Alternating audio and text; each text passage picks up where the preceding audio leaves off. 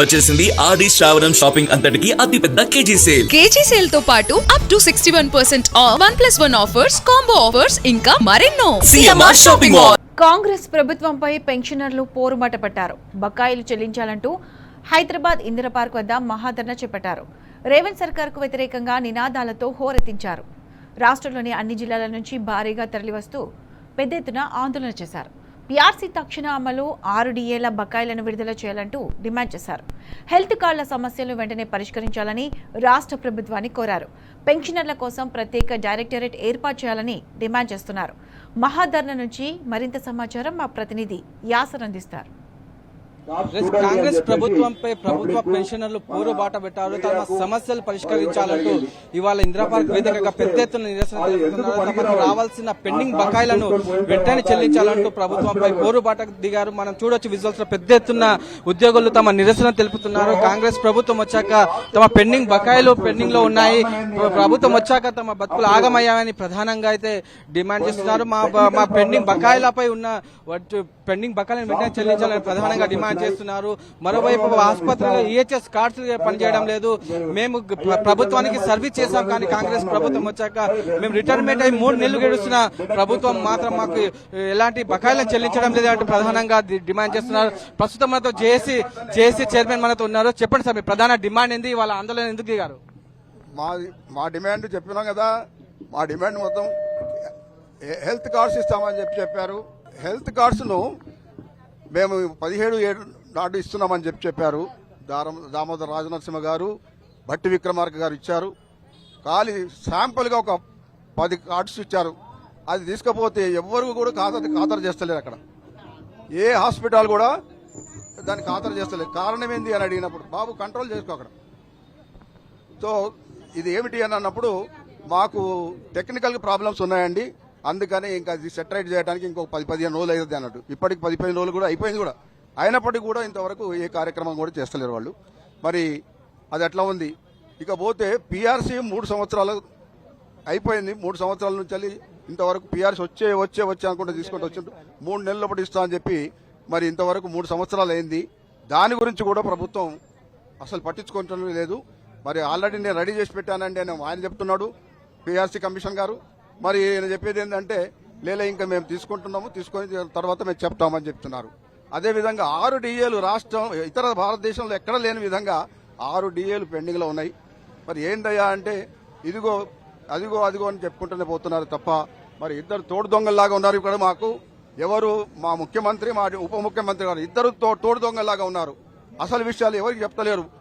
మరి 2024లో 25లో రిటైర్ అయిన సభ్యులు ఎవరైతే ఉన్నారో, మా పెన్షన్స్ ఉన్నారో, వాళ్ళకి సంబంధించిన డబ్బు బెనిఫిట్స్ ఏదైతే ఉన్నాయో, రిటైర్మెంట్ అయిన తర్వాత పెన్షన్స్ ఎవరికైతే రావాల్సిన డబ్బులు ఉన్నాయో వాటిని అదిగో వచ్చే అని చెప్పుకుంటూ వస్తున్నారు.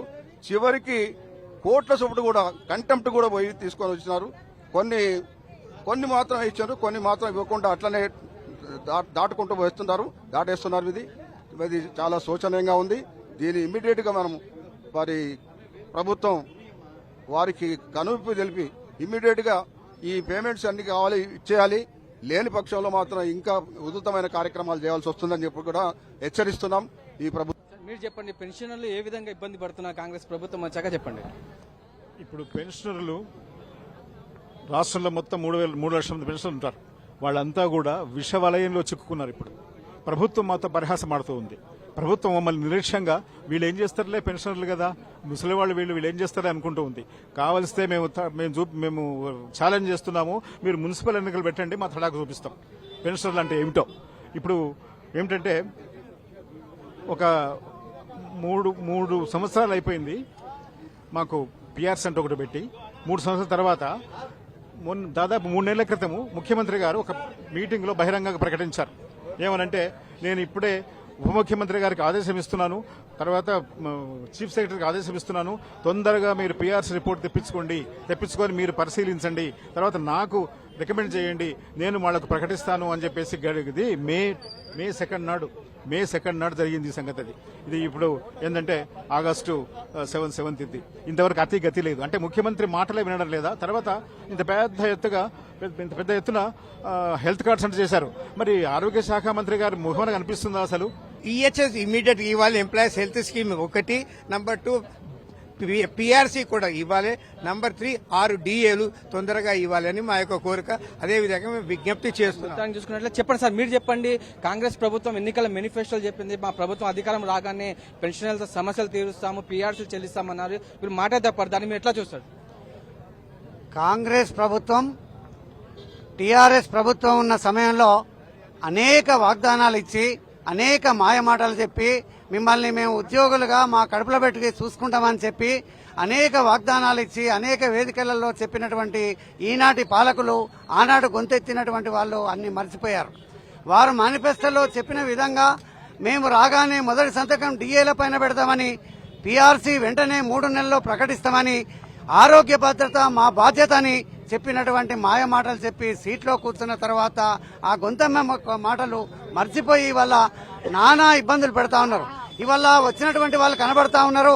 7 పదులు 8 పదులు దాటి ఇవాళ రోడ్డు ఎక్కాల్సిన దుస్థితికి ఈనాటి ప్రభుత్వమే కారణం. మాయ మాటలు చెప్పి ఓట్లేసుకొని ఇవాళ పాత ప్రభుత్వాన్ని వదులుకొని కొత్త ప్రభుత్వాన్ని కోరుకుంటే మా పెన్షనర్లకు మా ఉద్యోగులకు ఇవాళ చేసినటువంటి మోసం ఏంటంటే 6 డిఏలు ఈ భారతదేశ చరిత్రలో ఏ రాష్ట్రంలోని చరిత్రలో ఇవాళ తెలంగాణలో కొనసాగుతా ఉన్నది. 6 డిఏలు ఇవ్వకుండా, పీఆర్సీ 3 సంవత్సరాల నుంచి ఇవ్వకుండా, మాకు రావాల్సినటువంటి రిటైర్మెంట్ 2024 నుండి రిటైర్ అయినటువంటి వాళ్ళకు బకాయిలు ఇవ్వకుండా ఇచ్చినామని చెప్పి పెద్ద పెద్ద పత్రికల్లో హెడ్డింగ్ లో తెలియజేస్తా ఉన్నారు.